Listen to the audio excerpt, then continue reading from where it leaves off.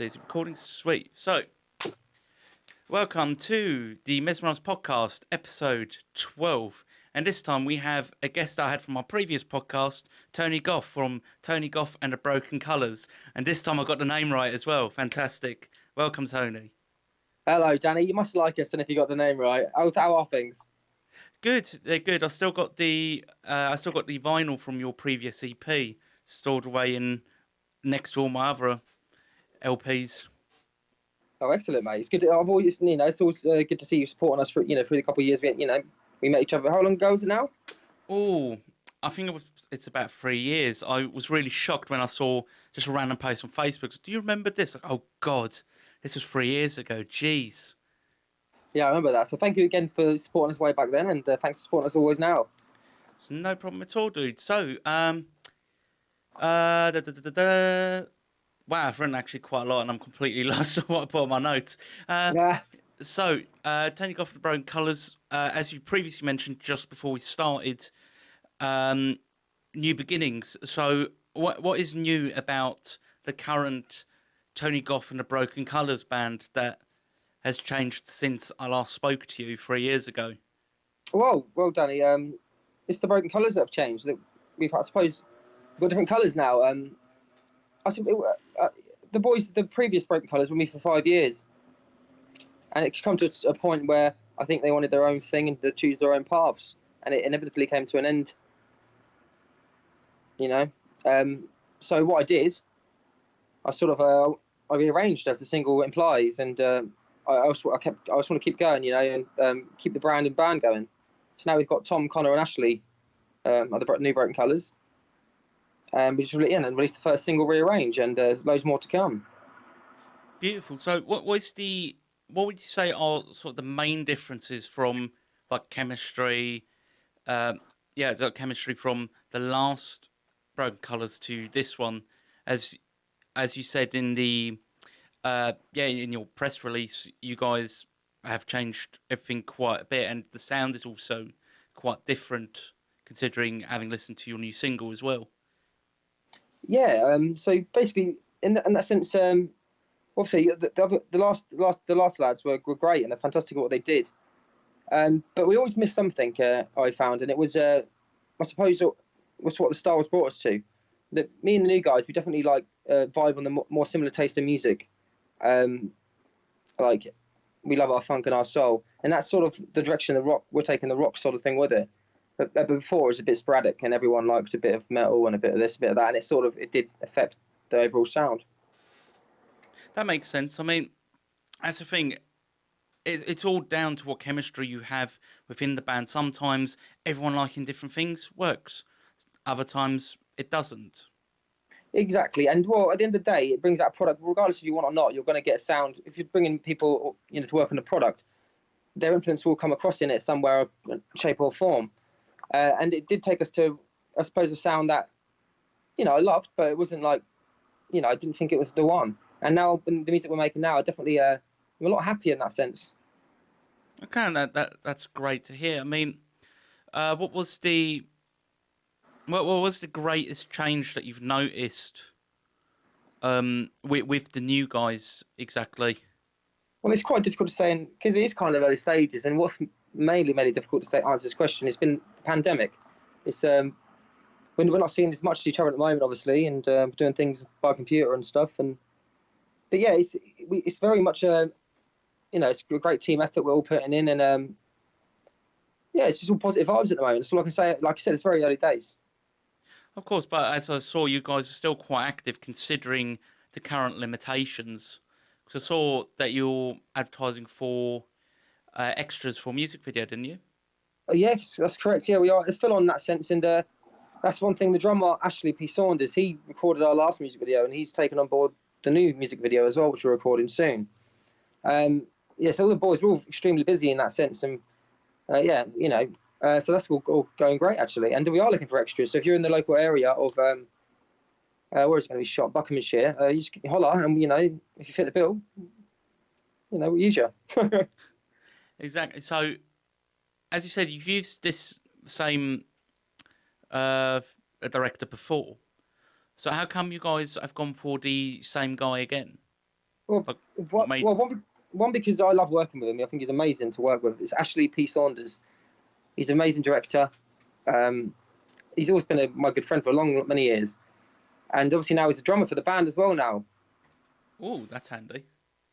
So obviously he takes control over that section where I will push other aspects of the band, and the bass player, organise the photo shoots and so forth, and Connor will do the graphics. Everyone's got the little part they play.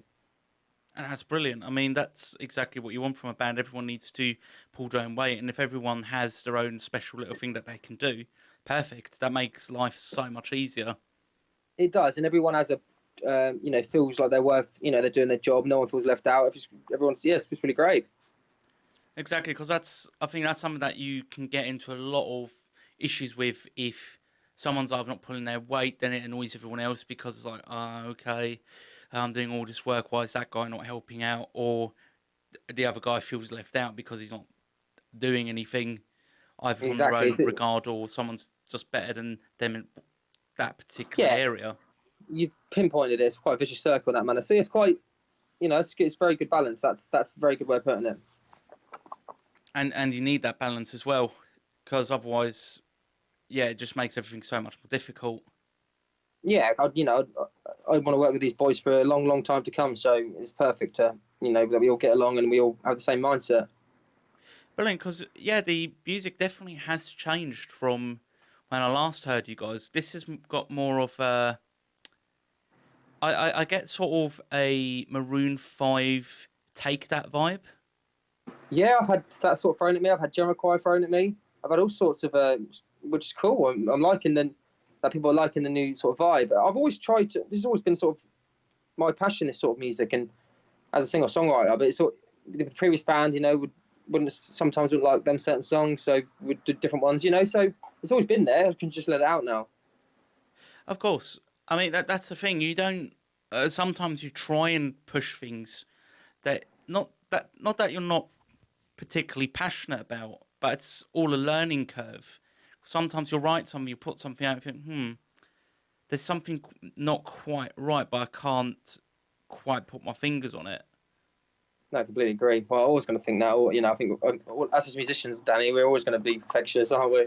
Oh yeah, that's the thing. That's one thing that it's an argument that no one really ever pulls up with things like Spotify and like, oh, no musicians able to make money, etc. Is we are artists at the end of the day. We still fall into the same category as people that paint and do films and things like that. We all fall into the same category one way or another. Of course, creative arts, isn't it? Exactly. We're not. That's the thing. You can't industrialize it the same as you can do like a physical product. It's everyone works at a completely different pace. Oh, of course. It's not. Yeah, it's definitely in that sense. It's more about heart than gain, right? Hopefully, that's what I would hope. Exactly. I mean, some people can churn out like a single every month and they wouldn't have a problem. Other people need to release an album to tell an entire story. And again, Well, for everyone us, works differently. for our struggle, it's not working differently. It's always been finances. When you're trying to release a top quality product, it costs a lot of money. Oh yeah, no, that's always the issue with music. Whether it's for, I mean, that's where record labels still have quite a lot of footing, really. Because if they can afford this, because when we're talking good recording studios and that, they do charge you an arm and a leg, don't they? So Oh yeah, they do. I mean, in my band, we're quite lucky because our drummer has his own drum facility, so he can record all of his drums. Our bassist is a really talented mixing engineer, and he could master if he wanted to. But personally, we want to go with a different guy to master, just because another set of ears somewhere outside the band. So 100%, yeah. so we're quite lucky in that sense. What we have, but personally, in regards to recording, the only thing that I ever now that this comes from a place with, as yourself, limitations of budget, which is the only thing that I find needs to be paid for. The one thing that you can't like monkey about really with is drums. I You think can't, no. like you can use sample drums, that's fine. However, it's never going to be as convincing as real drums. No, never. That's absolutely correct. I'm not as savvy as maybe some of some people on the tech side. So I do struggle there. I'm trying to learn all this and catch up, but don't forget, I'm an old boy now, Danny. Exactly. No, it's that's perfectly fine. Again, like everyone works differently. Some people can do it, some people can't. That's it's not really necessarily an issue. However, it No, does yeah. sometimes cause problems. Well, not Well, problems. However, can make things difficult. As you said, it's well, expensive to record. another thing I look at though with recording, if I become an engineer, I know to become a good engineer or producer, you have to spend a lot of time, a lot of energy on doing that. And obviously, as an artist, I potentially want to be spending that making music, right? It's a difficult one to win because I don't want to spend 5 years learning to become a producer while I could be writing. Yeah, I mean that's the thing. End of the day, it comes down to how you work. Again, some people can literally create an entire album all by themselves, and I it'll know I've sound heard it, mate. absolutely stellar. They're And absolute that's talented people. exactly like that's one of the reasons why we have our bassist mix rather than me. He's a more talented mixer than I am, and I hold my hands up and completely admit that. Yeah, no, that's right. But I think with our band, I'm supposed to be pushed to our strengths, which suppose that's not one of our strengths on the recording side. So obviously, I'm great at the promotion and PR sort of side of things. Like I said before, the band can bring their cards to the table with the videos and stuff. So basically, everyone's got a compromise, right? Like we can't be good at everything. Exactly. I mean, that's the thing that you brought up a really good point. PR, which that can get really expensive after a while. You do that if you're one of those people that can do that themselves, absolutely fantastic. I personally struggle to do it quite well. Well, so I could help you there. I do work with people around me as well, and that's why I'm sort of building up my own sort of portfolio. So you're always willing to help you there, Danny. Oh, cool. Yeah, we can exchange info afterwards. Of course, buddy. Of course. Sweet, sweet. So yeah, but going back to recording, I think generally, if if you have the option to do everything yourself, I think things like vocals and guitars, you can, unless you live in a building where you have someone who's got like a 20/20 hearing and starts moaning about every little noise that comes out of your place. I think a lot of that can be done pretty well from your own home. Like guitars, there's so many amp simulators. I Uh, know. I a know. bass, a bass is one of those weird instruments that you chuck it onto an audio workstation. It's like you can literally do anything to it, and 9 times out of 10, it will sound great. Yeah, so we're definitely moving in this direction because of the pandemic's forced us to. So we are all on this basically, but over time we will be doing bits by ourselves, I imagine. But at the moment we're fully in the studio. Oh yeah, and that's cool. Like I've never been in the studio, and I know that my panic would be, oh God, I'm paying every minute of this. Oh geez, all this There's pressure that. to try and get this right. Then that is the massive pressure, and it always fault you. But you do with the producer when you work with a right producer. That means it can make magic happen really because But yeah. So some of our tracks have been with Antonio. He's come up with some great ideas and some of our past tracks, and so he's a great asset to us sometimes, but all the time he's great. Yeah, that's fantastic. Like again, going back to the previous point, having a set of ears outside of the band, and sometimes that can be so helpful. And someone who's not in the band and hasn't got any heartstrings to the song that also helps. Exactly, and that's where we're going back to the original point of everyone works differently. Yeah, of course, of course. It's a magical world that whatever we can do nowadays, and yeah, it just hopefully we can keep. I give up with it all. Exactly. I mean, that's the thing. Once you've sort of got your head in it, you're in it. You can't really escape it. Since the pandemic, I've got really heavily into like guitar tech, like just set up, different technology that's out there, so on and so forth. So I'm just like this wealth of information now. Like, Yeah, I know, mate. Danny, ain't got enough hours in the day. It's the problem. that is true. I do start to feel like the guys that opened the Ark in Indiana Jones. Just my face is melting. It's like, Yeah, I can't take all of this. no, it's much sometimes, isn't it? Absolutely mental. So, on top of that, has any of your the message in your music, has that changed at all since moving on to the new direction in any way? No, no, not that sense. In that sense, because it's always I write what I feel, and so it's always from my heart, regardless from when the tunes were written. It's more the music that changes. Okay, so on top of that, I'm just trying to think what else I could ask you in relation to this.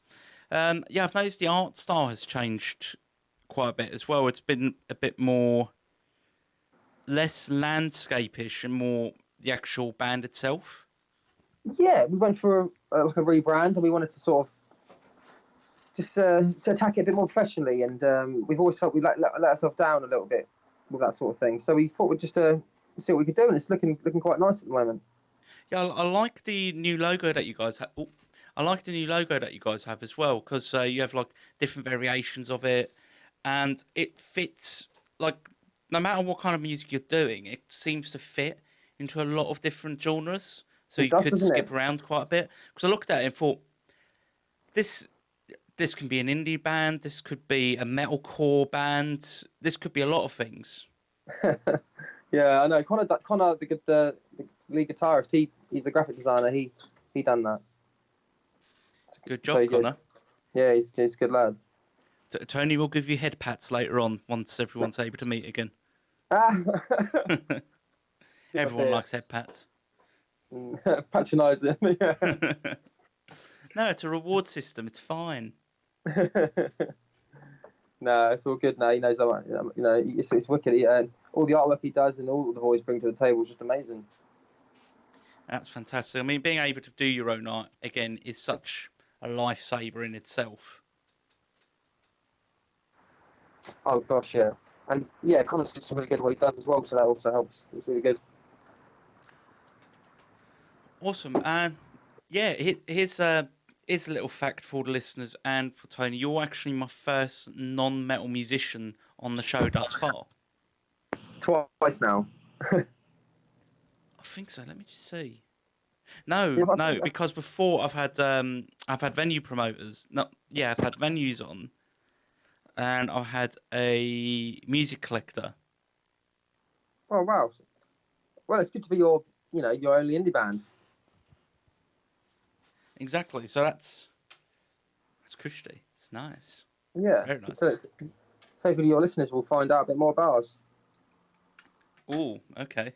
Let's go into let's see what makes Tony tick. Him and the colours that which are broken, which are the broken colours. So I think what did I call the band last time? Tony Goff and the Heartbreakers, didn't I? Something like that, yeah. Joker. I've had many. I've had Tony Jeff and the Broken Colours. That's a common one. Oh, okay. That's now you see. I'd see. I could see more your last name being spelt like the musical movement Goth instead of two F's TH. Some girl asked me today. She goes, "Is your second name actually Goff?" I was like, "Yeah." Wait, why would I lie? Yeah. No, that's actually Tony's evil twin. He's actually in the cult. You know, Yeah, the guy with the shaggy hair and the black eyeliner and black nail varnish. I'll tell her I mentioned her. I can't remember her name, but hey, lady. Yeah. Oh, it's brilliant. Because that's the thing. It's always funny when someone, especially like a promoter or a venue, gets a band name wrong that you send to them. I don't mind it now, mate. Regardless of that, like, if anyone's paying any attention to us, I'm grateful. The name will stick in eventually. Like if someone slips up, it's not a problem. Oh yeah, but it's always funny when it does happen. Like my band's spelled with like two R's and two L's. There's always one or the other that gets missed out. I wouldn't know what to call it. How do you pronounce it then? Well, Parrilla or Parrilla, which Yeah. it just basically means grill in Spanish, but it's a I Yeah. think it's like because we thought of doing the Iron Maiden things like, oh, let's pick a torture method. And essentially, you put someone on like a metal grill and you electrocute them with rods. So it's like, oh, that works for an industrial metal band. Yeah, let's do that. Yeah, jokes. Oh, nice. Shocking, some might say. Very metal, I tell you. Very metal. we've tried to find artwork for it, but to be honest, we would have to get someone professional to do it, like a proper paint something, because none of us in the band are talented enough to really do that kind of artwork. Well, normally metal's quite extravagant artwork as well, so I know what you mean. It's like sort of very oil painting ish. Yeah. So it's like, oh, what can I do? Because I looked on Fiverr once, and it's like, Jesus Christ, that's so Just some of don't look on Fiverr again. Just leave it at that. yeah, that's the thing. It kind of gives you a guarantee as well within reason. So it's like, and I know a few people that have got really good results from Fiverr as well. So we'll see what we do eventually. We also thought if it's cheap, we'll try it, I suppose. But yeah, just be careful. Oh yeah, of course. But then again, if you do have like certain things in place, like they sort of stench me out of it. Enough. Give me my Safe money enough. back. Exactly. Rather than a direct bank transfer where it's like, yeah, I direct bank transferred it. Can I have my money back? No. I had a company recently ask me to pay them in Bitcoin. I blocked them. I love it. Honestly, it's like how. But what was their selling point to you in relation to that? Well, they didn't mention that to the last thing, so they was quite well at selling the product and quite well, and they had me a little bit at the start, and then as soon as they said that, I didn't need to hear anymore. Honestly, some of this stuff is hilarious. There's certain things you got to watch out for sure. Exactly. Like, have you had the Amazon call yet? No, I don't normally answer most calls, to be fair, if I don't know them. That's fair. I've had this now. I've been in my flat since December. We've put an actual phone in end of March, and I think I've had 5 phone calls from someone saying, "We're Amazon Prime. Please provide us with your card details. Your Amazon Prime is running out, and you need to pay your 80 or something like 83 quid." I'm like, well, I know that's not how much Amazon Prime is, so. Well, I'm not going to lie. It sounds like you're the hacker because you're really good at doing that. I've gotten enough calls like that, so I know what it is. The worst one is PPI, because or like you've been in a car crash. I've been getting these for like 6 years. I've only started driving since February. Just like I don't drive. I just stopped. This is just why I just don't pick up many phone calls now. These 0800 numbers, unless they ring back a few times, then you know they're maybe eager. The problem is most of them aren't even 0800 numbers anymore. No, it's like, yeah, I know. It's ridiculous. They're just completely random numbers, and just some of them are so ridiculous. It's like, this is your, where was it? I got one from, I think, Halifax. So this is Halifax. I get that. Like, you, £600 is being transferred to another account. Please provide us with your details to da-da-da. It's like, no, I don't have a Halifax account. Oh, it's just ridiculous. The world of bloody people making money off scamming people is ridiculous. It's thriving. I know. I mean, end of the day, all I want is to be swiped off my feet by a Nigerian prince. Is that really so much to ask? A real one. A real one, exactly. Yeah. Honestly, so some of it, if they were clever at least, I'd to have some kind of respect. But it's not even clever. I know, but people, mate, it's not about being clever. It's the mass. If you do it to the mass enough, there's one stupid person that will fucking reply. That is true. There will be someone who will fall for it, and I've seen that enough times. Yeah. Facebook's a really bad one. Facebook's terrible for most things at the moment. It's going right downhill. Exactly. Like, the worst part is they have no customer service in any capacity. It's like, why are you providing a service that handles money and you don't have a customer service in any capacity? Well, the current issue I'm going with them at the moment, every time I pay for an advert on Facebook, they let me do the advert, and then when I try and do another one, they say no. Something's gone on with your account, which it hasn't. They just keep pausing my account basically over and over. And the customer service to get this back, it's not a person, it's a robot, right? So it's just ridiculous. Yeah. So no, you get no luck basically at all. The one that I've gotten with the Facebook adverts for my group, for my band, is It's like, oh, you're not receiving any so and so. It's like you can only see this on the PC. You can't see it on your phone, which makes Yeah. absolutely no sense. It's like you set your maximum spend is £25. You set the actual ad or whatever for £25. It's like, oh, you didn't. Your limit isn't big enough, or something like that, and then it'll stop running it, but it'll still charge you for that amount in between. It's like, what?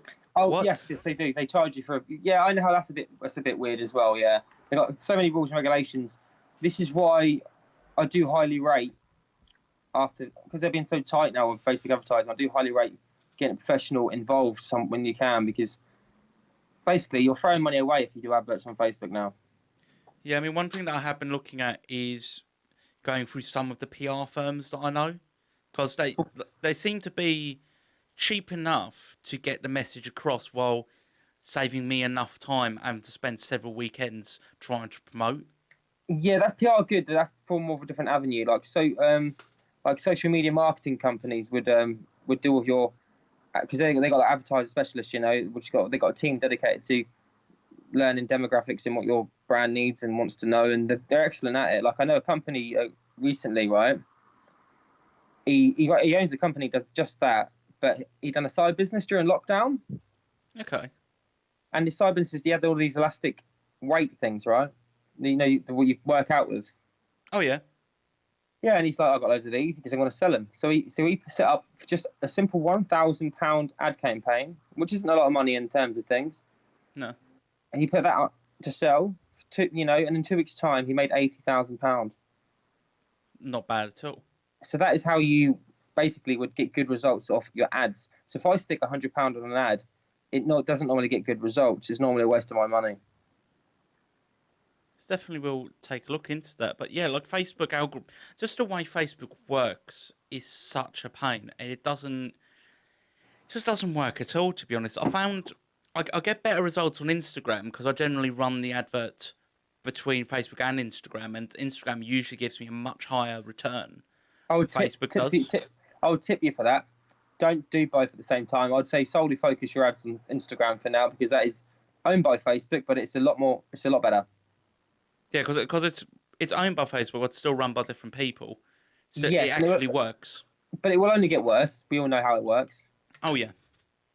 Oh yeah. I mean, Facebook used to be great, but to be honest, we need to see an evil return of MySpace.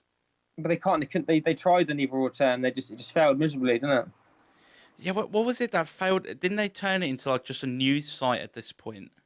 Well, yeah, it's all the dashboard and that. It was just a failure. It wasn't But user friendly at all. that's the thing. Like MySpace used to be a really good site. Yeah, it had problems, and if you messed around with the HTML code a bit too much, you'd wreck your profile forever. Well, here's But a fact for you. When MySpace went down, I lost 1 million streams, man. That crushed me.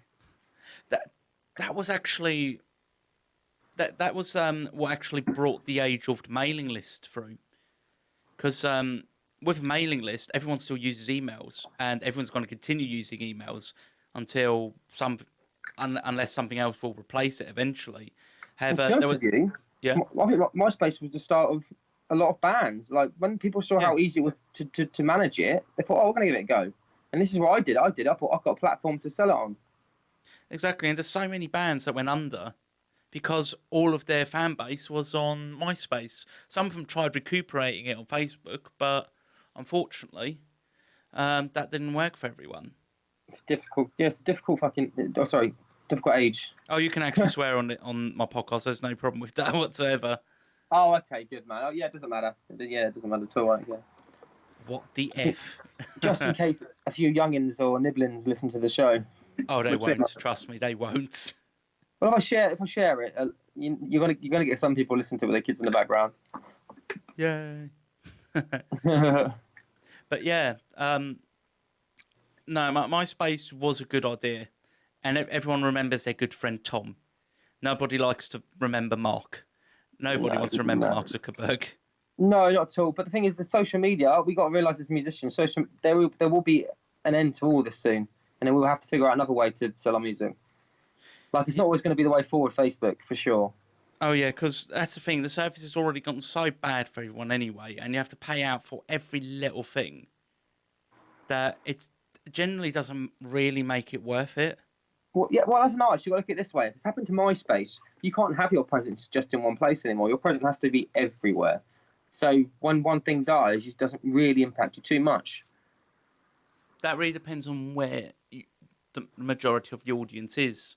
That comes down to who your market is, your niche, yada yada yada. It does definitely for sure. But like, just make sure you're trying to get radio plays and not just Facebook, for example, and not just Instagram, because if the company went down, they'd both go down. Oh yeah, but then again, that's why mailing lists are so important because again, email isn't going to go down, and your message is going to come across for I a lot know, cheaper, and everyone's able to see the email. Yeah, on top of as we said about promotion and all that, is there? I mean, what tip would you give to any musicians, like any something that would be genre wide, something that would work for not necessarily work for everyone, but something that you'd recommend for anyone starting out? be more. What do you mean? I didn't really get the. It can be more refined with the question. If you Yeah, know what no, I that's mean. perfect. That's fine. You can also call a friend or do 50-50. But no, Yeah, the I'm saying. question, yeah, the question was, are there any tips that you have for any up and coming musicians or any mistakes that you've made that you advise to avoid or things to do, anything like that? If Okay, I'm yeah, making sense at all. no, 100%. Obviously, I've made them all. Like I've said many times, I could write a book because I'm only all of those learning. So yeah, I'm going to go into, or would be going to later on. I'm going to go to consulting bands and PR, all sorts, like down the road. But yeah, I've got a few tips I can think of. Basically, is make sure everything you do is a professional level. Don't rush it. That's one thing that I've done in the past a lot of the time. Um, create a plan of action about what you're going to do. Um, these simple things, really, but sometimes you seem to forget them in the moment. Definitely when you're excited for a new single and stuff. Um, also, have you got any more like questions to specify it at all? So, actually, yeah, I'll jump on to what you already said about rushing things. So, in what rushing in what way exactly?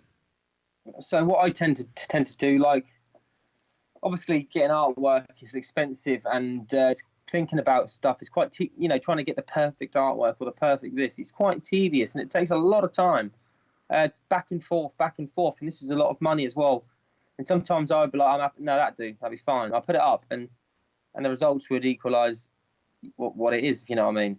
Definitely, Yeah, in the past, I think my graphics could have been a lot better. It's a big part of how to sell yourself, right? And just general promotion content. So no, basically just take some time of what you're putting out there to see, if they're going to see it for the first time, are they going to like it? yeah. So essentially, creating something and then like essentially just leave it on the side for a few days or for a little bit and come back to it, look at it with a fresh pair of eyes before just chucking up like, oh, this is really great. I've just done that. I'm going to upload it now. Then you look back on it and you're like, oh, shit. That's it. Get some opinions. Money's always tight in some bands too, though. So it's not a problem for you to try and do it yourself, and it might be a little bit less. Sometimes that effect helps really indie bands because it sort of appeals to what they are. But if you want to start, I would always advise them to start off strong, start off 100%. So try and think about these things before what you do, post it. Oh, yeah, of course. No, that completely makes sense because, as they say, once it's on the internet, it's on there forever.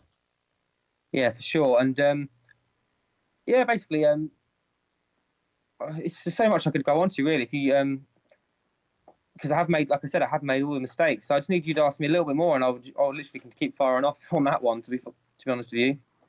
Yeah, I'd say one of them being what would you advise in relation to releasing music? Like, Okay. what mistakes would you say to avoid when releasing music, other than Okay. quality, of course, as we've already gone over that. Yeah, okay. So you're talking for every single, you want a distributor, obviously. You're not going to get yourself an exclusive deal straight away, so you want to go with one of the brands we all do, your Dittos and your CD Babies. There are other ones you can apply to, such as AWOL. I don't particularly recommend them, but they're all right. They own one of our, they distribute one of our tunes. So yeah, you get your tunes distributed.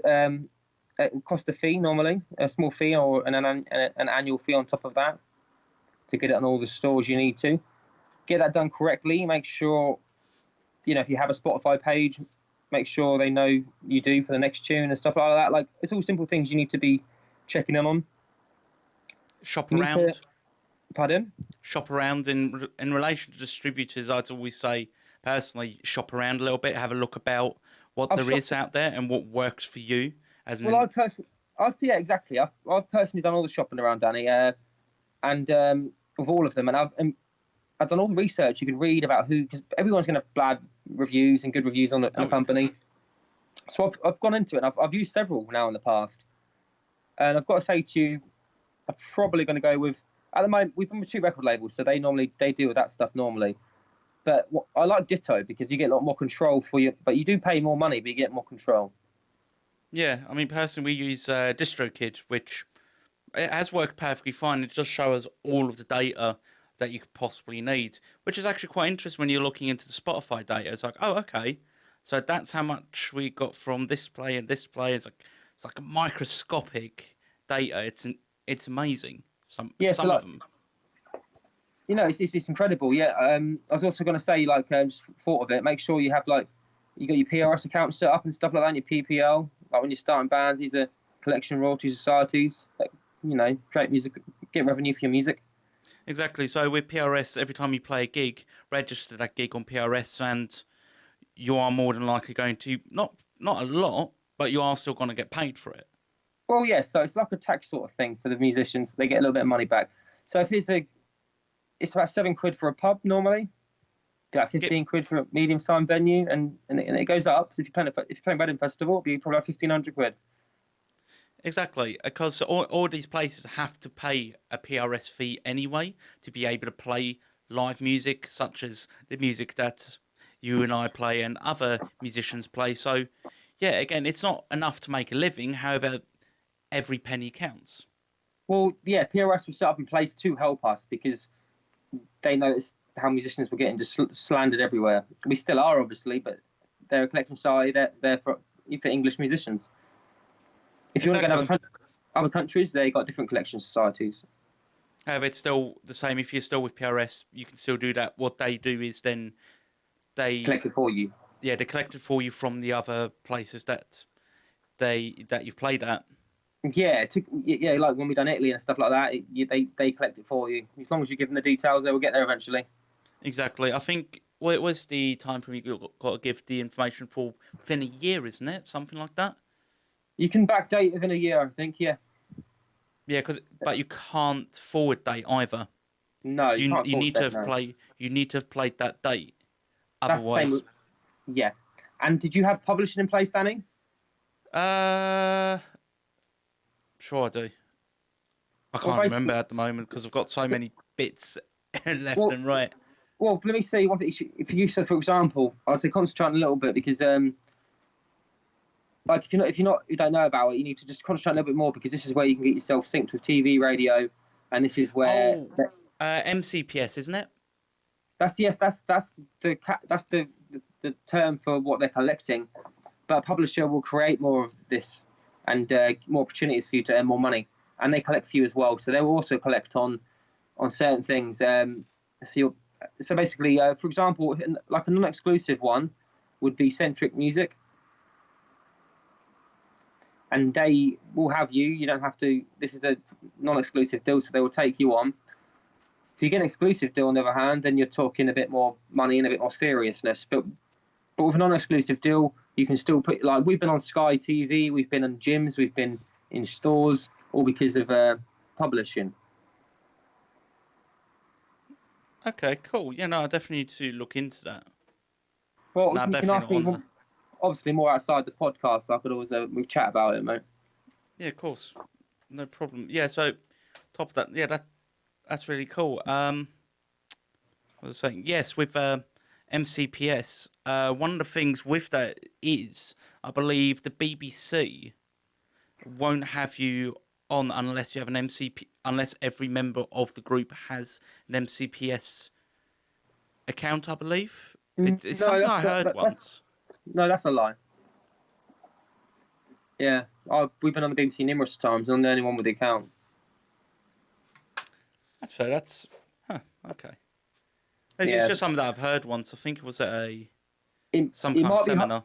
It potentially could be the higher levels, potentially. Yeah, Yeah, like BBC Radio 1, 2, because there's just so much of that course, you of get back course. from it. Like, because I remember But seeing. but again, it doesn't really matter who's on the MCP basically, or who's because all that royalty will just go to that one account, for example, and that account will just need to split it between the band themselves. Exactly, and then if that person doesn't do it, it becomes a legal issue, yada, yada, yada, all that But that's stuff. the band's that's the band's dilemma. That's not the Exactly. BBC's. Oh, yeah, that has nothing to do with the BBC at that point. That's Yeah. literally just something that they feel like, okay, that's done. That's between you guys what you do with that, since only one of you has the account. But at the moment, when most bands at our stage are in deficits, I don't think it's any right mind to discuss any takings at the moment because we want to put any money made back into the business or company or whatever. But eventually, you do want to discuss what you would do eventually, I suppose. But you have to give it time to get there. You know, you don't want to run before you can walk. That's true, but I think it's also quite important to have had that discussion in some manner, to have it Yes, written down, yes. because if it does end Yeah. up being one of those, I mean, yeah, you could be. You're not necessarily going. No one's going to be necessarily one in a million. So, oh, we're going to skyrocket overnight. However, it can happen, and Well, things the way like I that look at, can completely screw you over. well, as a songwriter, I look at it differently because I am the lyricist. So obviously, I would be entitled to 50% of the music anyway, and I wouldn't ever want to be like that guy that takes more money than the rest of it. So I would always want to be fair. That's my approach to it, and I've always told the band that like if we haven't made any money, you know, we're going to split this. We're going to be good. Yeah, exactly. That's the deal that I've got in my group. I was the main songwriter. However, since we've got the new guys in, it has become more. Everyone's more involved. So it's like, okay, this is cool. I'm more than happy to do this if we were to ever make any money, to split it equally among everyone in the group, because that's fair. But again, this is why it's a good conversation to have. But again, this is why I love the boys. We know we all have our own jobs, and realistically, we know we have to be pretty damn big before we see any return. So we generally love each other and the music we're making, and I honestly think that we're all very honest and fair people. So I don't think that'd be an issue. Oh yeah, but that's the thing. It's having that conversation in the first place, because we musicians, we're sensitive. We're artists. We don't like discussing money in any capacity. However, end of the day, if you're a hobby musician, that's fine. If you just do it for a laugh, that's okay. But if you actually want to be at a stage where, no, I'd like to do this 24/7, then yeah, you do need to have that money discussion in some capacity. Well, we might have yeah. Oh, you always have to, yeah. Well, the boys know. I've spoken to my boys, and they know if we ever make any money, that you know everyone's going to be treated nicely, you know. But basically, you know, everyone's going to get their fair cut. No one's going to be robbed. Yeah. But yeah, nothing's been signed yet, particularly because we've not recorded that much music anyway. Like you know, like I said, it's not. I just don't approach it as pushing people too hard straight away because it's my approach anyway. No, and you're completely right with it as well. I mean, and you're completely right in the sense of as well, anything that comes in goes back into the band, because that's what you need, really. Unless you're one of those people that actually wins the lottery and they're like, oh, okay, cool, I can use all of my earnings for the band, etc., Well, etc. let's take Muse for example. Like Matt Bellamy, he loves his live shows. He will put most of that profit into what the live show costs. So he normally walks away with nothing. It could be a 250 grand show, but he spends it all on the lights and stuff, you know, and the Shazam. And that's so cool that they do that. Really, you've got a band like Metallica. I think, they for a venue to hire them out, it costs costs the venue at least 1 million. But then again, they also pay a lot of their roadies quite a lot as well. No, I think that'd probably be in the complete cost, to be honest with you. Wouldn't be a separate thing, would it? No idea. I've never really looked into it. I just thought like Metallica's like a completely different world. I don't ever expect to ever reach that kind of level ever. And unfortunately, for us bands, I think that's sort of time's past. You know, it might come back around. I think it is within a degree. I don't think. I think there are ways for musicians to make money from music still. It's just simply changed from what we're traditionally used to, and no one's really. Like rock bands used to be like so important. Bands used to be so important, but now they just seem to be less nowadays. True. I think the age of where the rock star it gets so grossly overpaid to a point where they can, like genetically modify horses to look like dragons has passed. Well, they're not particularly. Footballers are worse, aren't they? Oh yeah, no, they're far worse. But I think I'm not going to alienate the football crowds. Well, do we have much listeners? I don't think so. No, I'm not a football person in any capacity. If people like it, it's up to them. But I used to play it semi-professional. I used to play for Arsenal when I was a kid. Oh, nice. Yeah. Yeah, so you go ahead. You go ahead and say what you want, mate. Yeah, I mean. But footballers are grossly overuse their wealth. I only ever see that in the UK ones, but then again, I don't really follow football, so the only ones that I do see are the British clubs.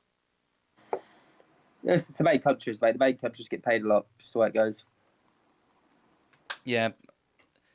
But, no, I think there are musicians that do still make a lot of money. Well, not a lot of money, but a decent enough to live off of it well enough. Well, I just want musicians to know, like, I think it was Lower Than Atlantis or one of them type bands, right?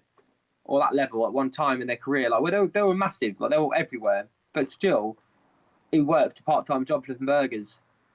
Yeah. Regardless of how people big and rich they think you might be, it's never the case until you're at like Dell level. Oh yeah, but then again, I feel like a lot of musicians do have to have a second thing that they need to be good at to be able to afford the music that they do. One very good example, and I've mentioned him so many times on this podcast, but I'm going to continue doing so, is Matt Heffy from Trivium. He's good, yeah. He has a Twitch channel besides this, and he does so well with it. He's done something so original, so different. It's like that's incredible that he's managed to do. He's just got his fingers in every pie, that guy. He's always doing something. Oh, yeah, he's like the Dave Grohl of the metal world at this point. Like, you just see him everywhere. Yeah, Dave Grohl annoys me, though. That's the answer I do see quite a lot. But that's the thing. His place has been taken up by Corey Taylor from Slipknot. He's everywhere now. Really? But that's the thing. I think a lot of... You've always got one particular person that shows up quite a lot. Very much in the metal community. You've got... who's been showing up a lot? You had Dave Grohl. Then you have Corey Taylor. Now you've got Matt Heffy. You've had Tobias from Ghost for quite a long time, and he does pop up now and again. I think those are sort of like the top 4 guys that do come up now quite a lot. Gene Simmons, I mean... Well, it says a lot. It says a lot about these record labels, man. They've got loads of money, and they just keep selling on one product. They're not letting anything new come out. It's all about the same thing. Yeah, but that's the whole gatekeeper argument. Yeah. It's like now because everyone can release their own music, you don't need these gatekeepers. But then again, these gatekeepers are the ones that are able to push. That they're what's the best way to refer to them? A lot of record labels are able to provide you with the kind of support that most people will never be able to afford to do, especially on the PR and distribution side of things. Oh, of course. For example, that, like, it's going back to Adele. That album she done, that was a $60 million PR campaign.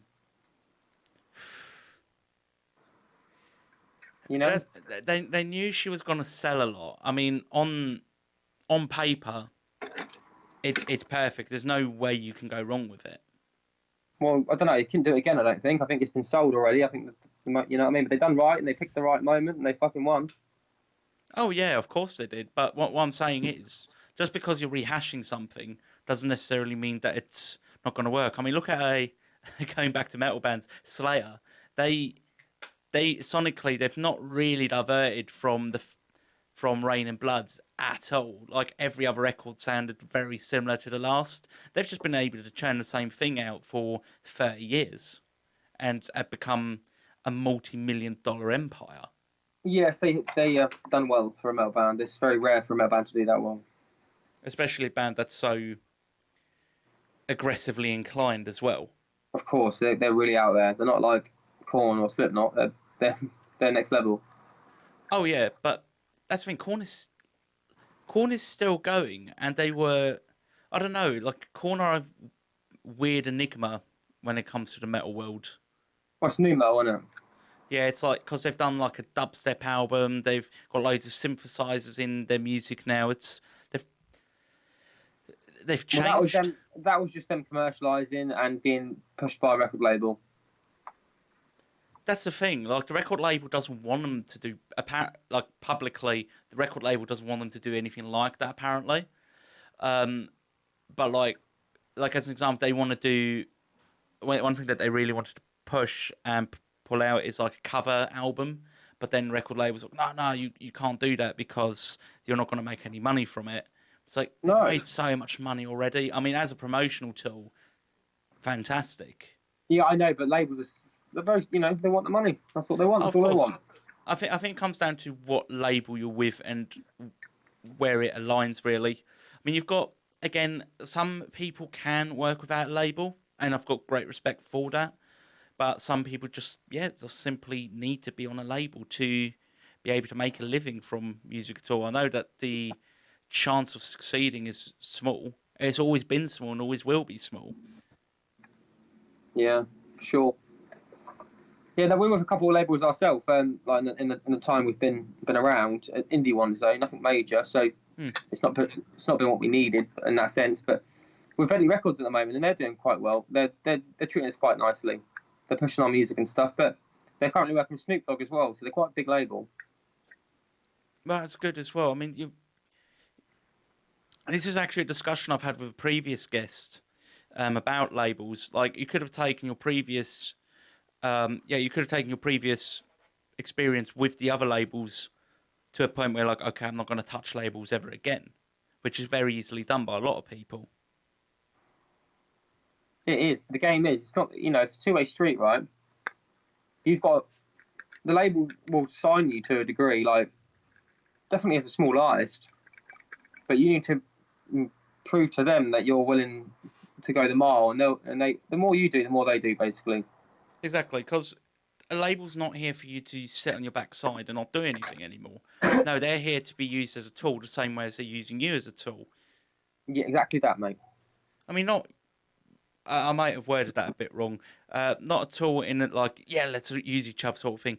You're both benefiting from each other in some way. However, you and the label themselves both need to show to each other that it's worth that partnership is worth it for both of you. Oh, exactly, because we're not signed on a major signing deal or anything like that, so we don't get like loads of money if them. They get a nice cut, so we're losing more. But if they can keep pushing us like they are, and we'll see what happens. Exactly, it's good to be able to have that kind of faith in the company.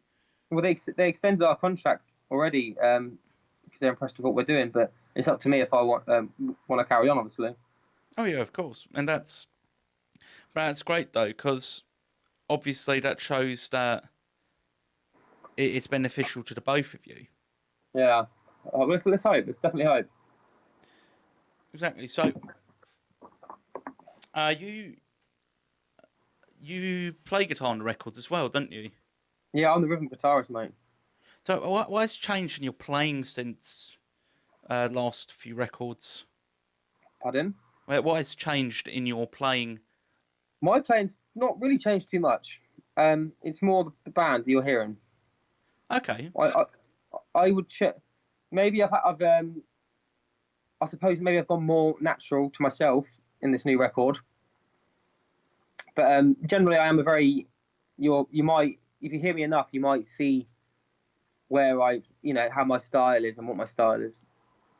Okay, that's cool. I always like asking like little things like that. Has any of your any of your gear changed since before? Are you still using the same gear as you were previously? No, it's a new gear, new expanding. Got some new guitars, a couple of new pedals and amps and stuff. But we're also using a new type of way of to our samples live and stuff like that. So we getting to grips with that at the moment as well. Cool. So out of all the gear that you've recently acquired, what is your what would you say is your favourite piece of gear or like one thing that you can't do without? Well, the boys really in a band. It's not the gear really so much. What's the saying? It's not the tools you use, whatever what the saying is. Um, but I did make an interesting purchase the other day, so I bought like a 52 key or whatever key it is, like a massive MIDI piano. It Ooh, was a bargain, so yeah, I got that to play with as well. very nice. Very, very nice. But yeah, like That's the thing. yeah, Uh, so with the equipment though, it doesn't.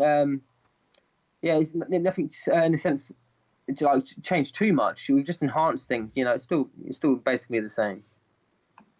oh yeah, of course. But every now and again, as a guitarist, as a singer, you come across like a certain piece of gear and you're like, oh, this is amazing.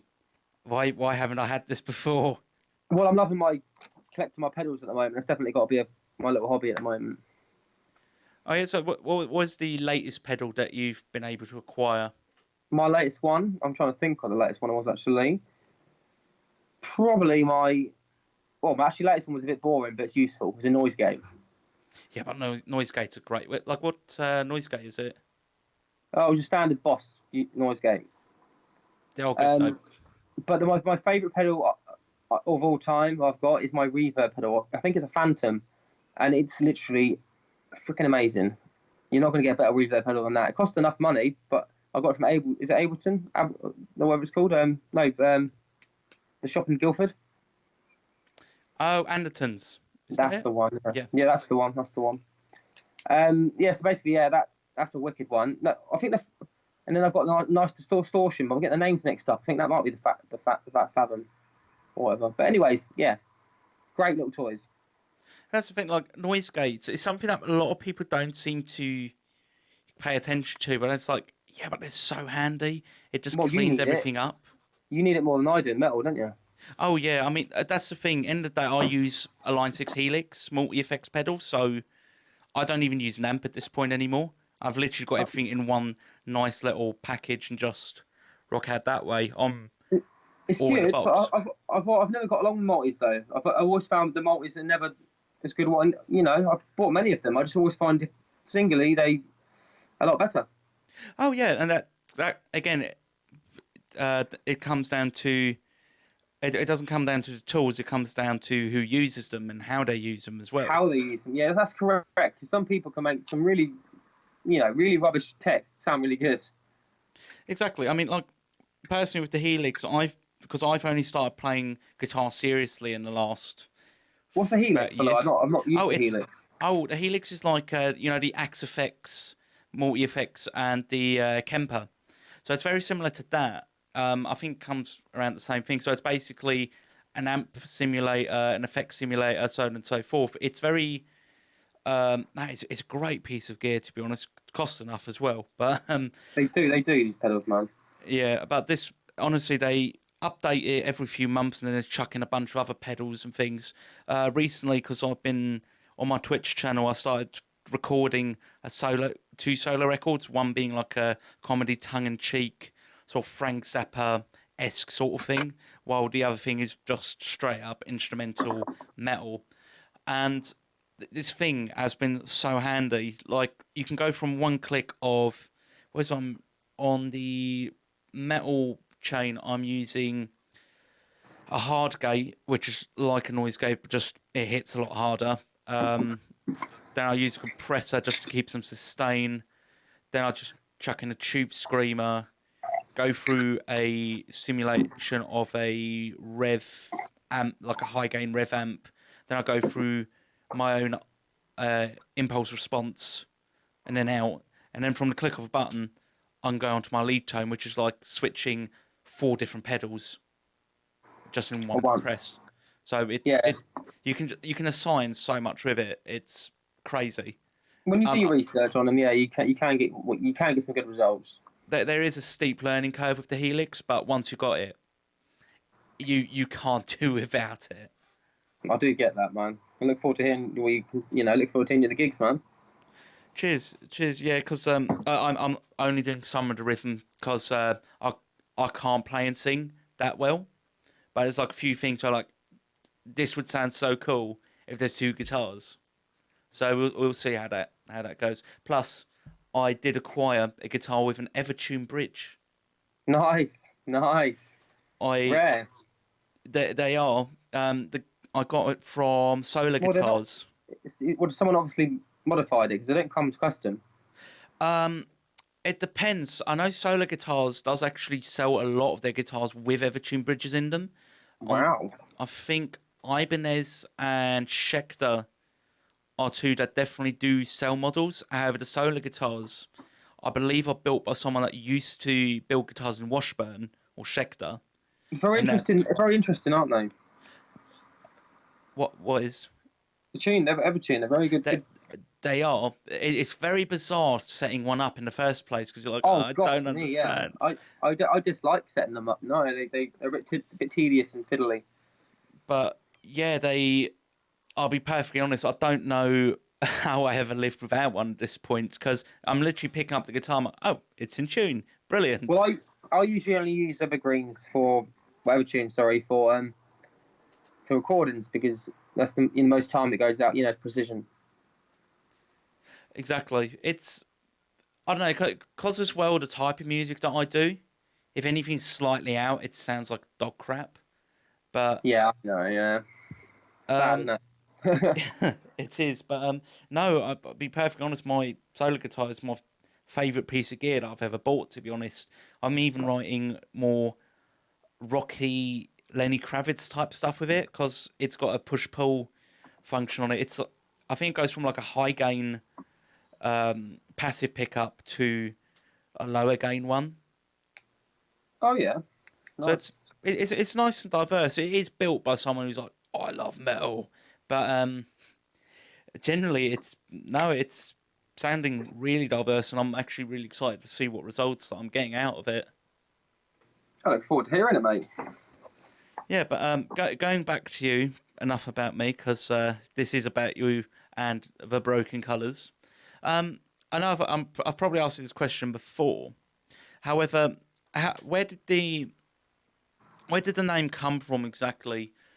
Tony Goff and the Broken Colours. Why your name and then the Broken Colours exactly? Okay. Well, my name was I could tell you straight away for that was because I've been in bands for many times in my over the years, and it's always heartbreaking when something like this you work so hard at breaks and you have to start over, for example. So the Tony Goff brand it wasn't egotistical. It was more brand security. Let's put it that way. So if anything did happen, I could carry on the band and change it, which is kind of the real what's happened, and it has happened. So I was kind of right. The Broken Colours, that was Max Wyson. He was the first original drummer from the Broken Colours, and he said it as a joke, basically, just saying, like I'm a canvas and the Broken Colours splattered over it, making that beautiful noise sort of thing. And it just sort of we all sort of agreed on it at the time, and it works. People seem to be enjoying it. That's cool. I mean, it's great that you are able to continue it like that. As yeah, I've seen it more than enough times where you've got a band that's being run, and you've got one of the original members still playing it and continuing it, and then you've got the rest of the band being like, no, you can't use this song because this was written with us in the band, or something silly like that.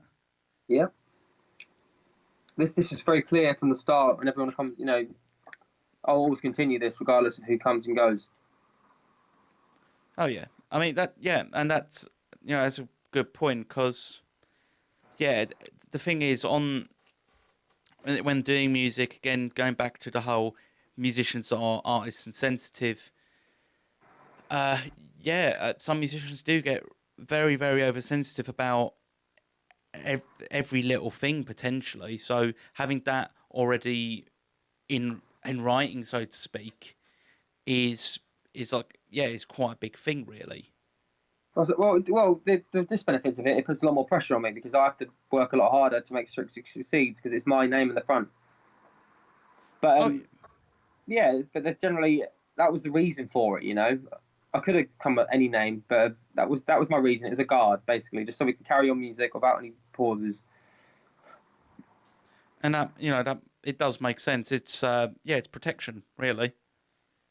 Yeah, but I don't want to stop this, and that was the reason for it. And the Broken Colours was the boys decided that, and I was like, yeah, that sounds alright. And that's good. I mean, that's always a great place to to get anything like that, really. As otherwise, as you said, it's not coming from an egotistical place in any capacity. It is something No, that was unanimously decided. it's anything opposite of that. That's like we discussed, protection, which is different. It's the opposite of that. You know what I mean? Exactly, and it's good that everyone's on board with it as well. Because again, yeah, as I said, sensitive and artist is as like, oh, why is your name at the front? Why not mine? Blah blah blah. That's all. Anyone in your band already knows that from day one. It doesn't really matter what the name is, regardless. I've always thought because regardless, we're always very open about crediting the members in the band and stuff. It doesn't really matter what the name is. People are going to know who's in it. That's for sure. Oh yeah, no, definitely. But no, it's handy. End of the day, it saves you a lot of gripe at the end of the day. Things that you don't have to deal with. No, exactly. Yeah, exactly. And that's always good because, yeah. I've got to interrupt you, Danny. Huh? This is outside the interview. My charge is going to go, and I'm not. Yeah, I'm going to go upstairs again in a minute. How long you got left on the thing? Do I have to charge up? No, that's perfectly fine, mate. At that point, no, I've practically answered all the questions I have anyway. So, yeah, okay, cool. Do you have any messages for anyone listening to the podcast at all? Okay.